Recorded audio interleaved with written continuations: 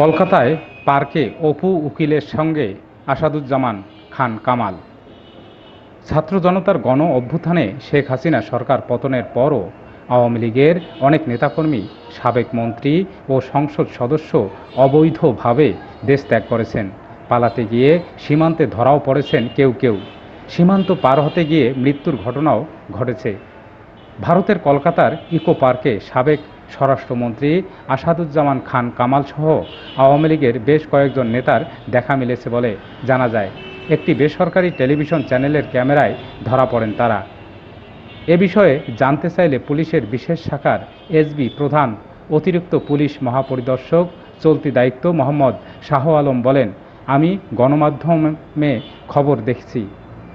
স্বরাষ্ট্রমন্ত্রীসহ বেশ কয়েকজনকে কলকাতার একটি পার্কে দেখা গেছে। তারা কিভাবে গেছেন সে তথ্য ইমিগ্রেশন পুলিশে নেই। শাহ আলম বলেন, এতটুকু নিশ্চয়তা দিতে পারি, স্বরাষ্ট্রমন্ত্রীসহ যাদের দেখা গেছে তারা কেউ ইমিগ্রেশন ক্রস করেননি।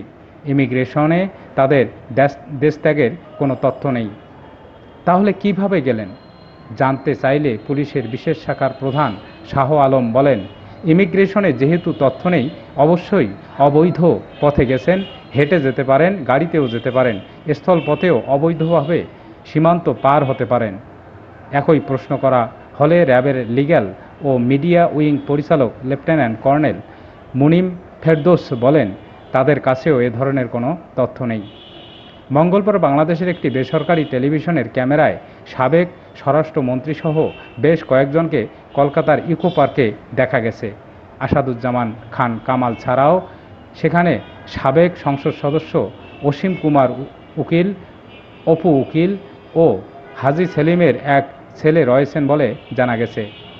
কারওয়ান বাজার র্যাব মিডিয়া সেন্টারে আয়োজিত এক সংবাদ সম্মেলনে জানতে চাইলে র্যাবের লিগ্যাল অ্যান্ড মিডিয়া উইংয়ের পরিচালক লেফটেন্যান্ট কর্নেল মুনিম ফেরদৌস বলেন, আমাদের কাছে এরকম কোনো তথ্য নেই।